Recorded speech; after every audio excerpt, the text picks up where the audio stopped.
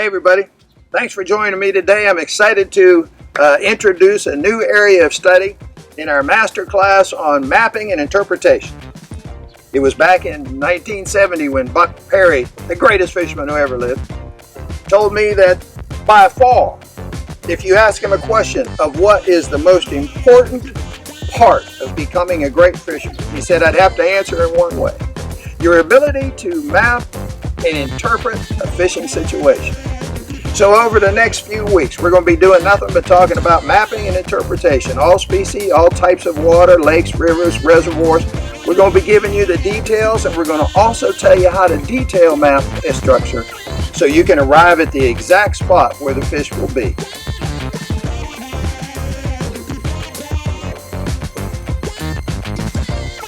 Okay, as we begin this study, one of the first things that I know you're thinking about is, okay, how do I take a look at my contour map, or how do I pull up Navionics, circle a spot, and go out there and start fishing and catching fish?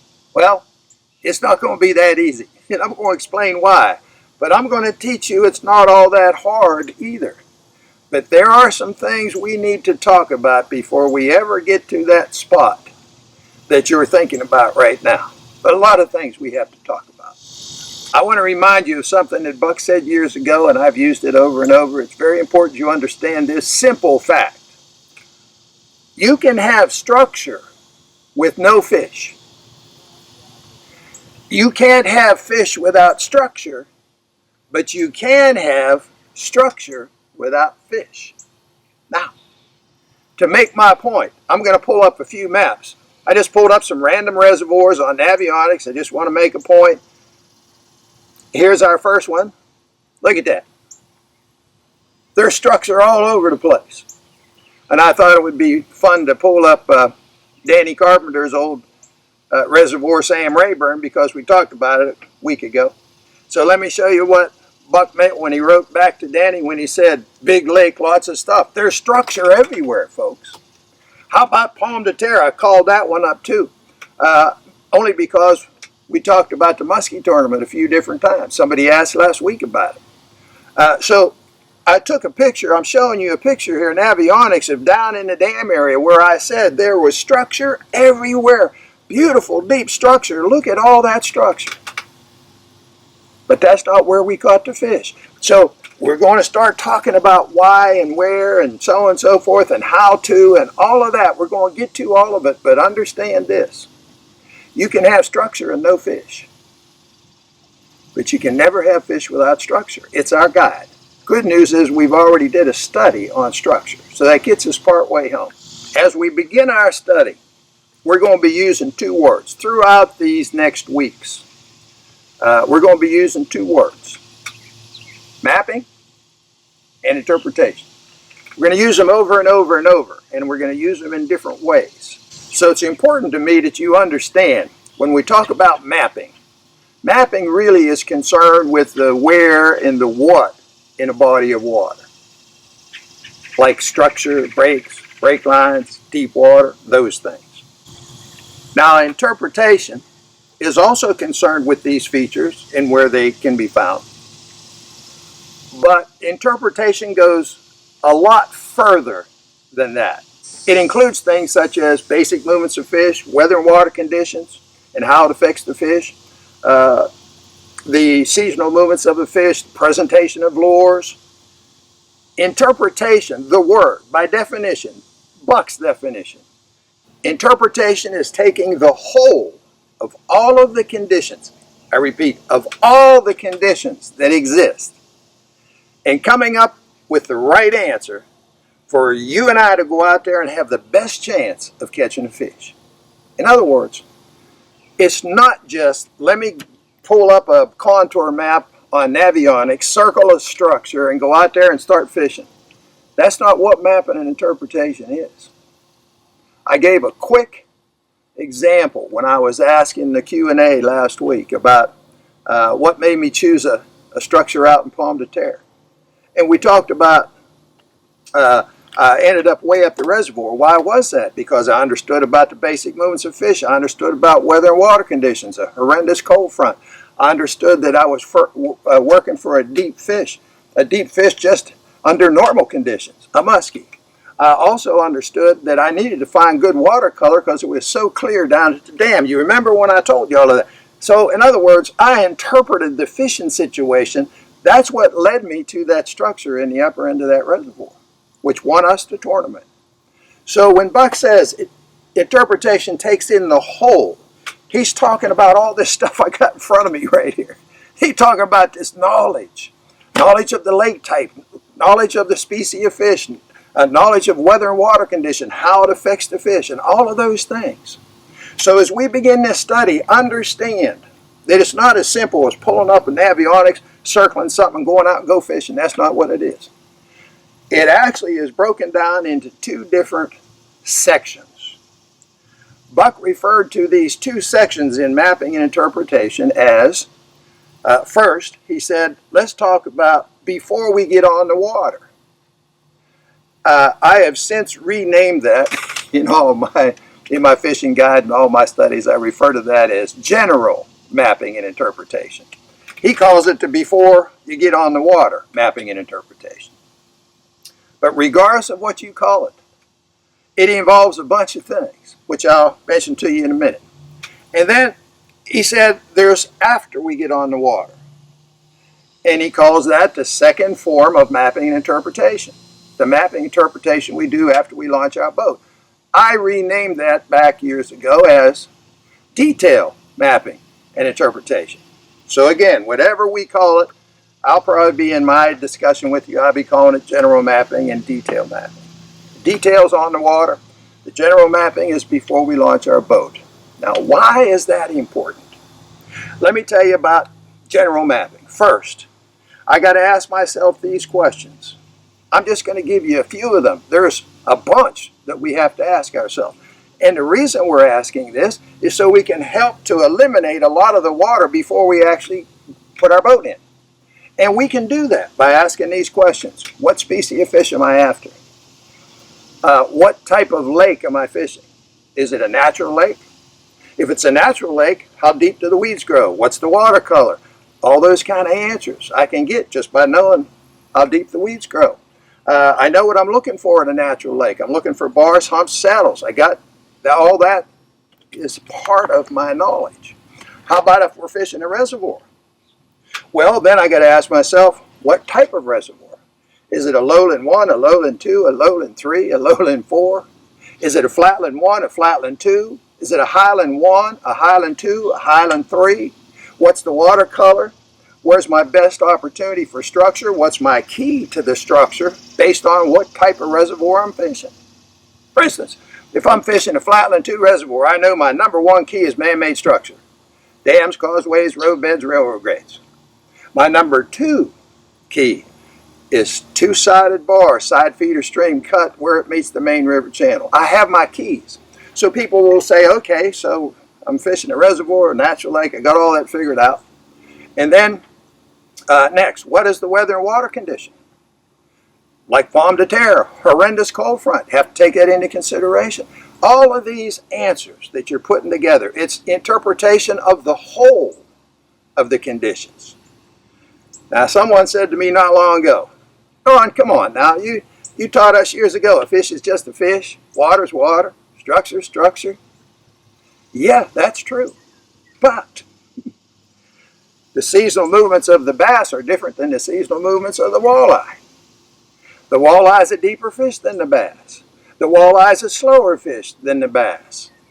So if I'm fishing one versus the other, am I going to be thinking about these things? Of course I am. It's part of what's in this material. It's part of our knowledge. How about if I'm going to be fishing a lowland 2 reservoir? I know I'm fishing a delta reservoir. My key is where those side feeder stream cuts go out and break through that delta. See, I'm putting all these answers together. Even though fish are fish and water's water, there are some slight idiosyncrasies between the species. There are major differences in the water types and the structure types available, and we have to identify those things as part of our interpretation.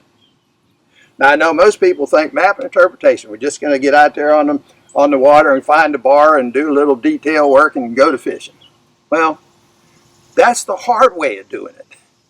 We want to get all the answers we can get through our general mapping before we get on the water. Get as many answers as we can, and Buck's made it possible. He tells us what to ask. He gives us the answers. So once we get out on the water, we know exactly what we're looking for. I'll go back to Pomme de Terre. I knew exactly when we launched a boat what I was looking for. I was looking for good watercolor. There were good structures all over that lake, but there wasn't good watercolor. So I knew I had to find a spot with better watercolor. So that's the reason I went up to the headwaters, up that direction. So getting those answers.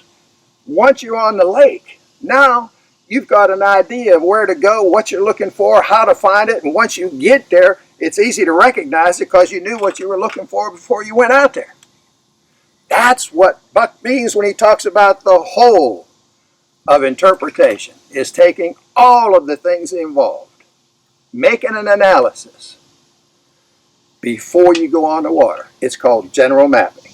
Now, Buck said one time, if you really look up the word interpret or interpretation, if you looked them up, you'd probably find some definitions that would go sort of like see, read, explain, clear up, unravel, diagnose.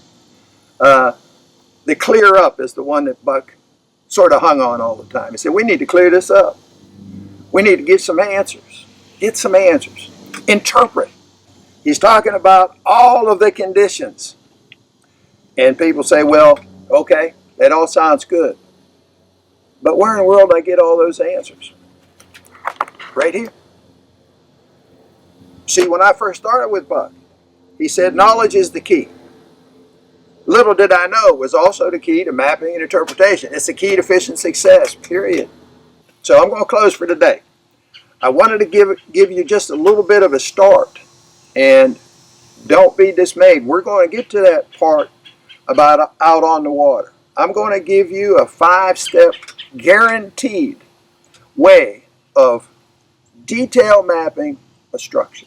I'm going to assume before we go out on the water, we're going to end up heading towards that right structure based on our before we go on the water interpretations.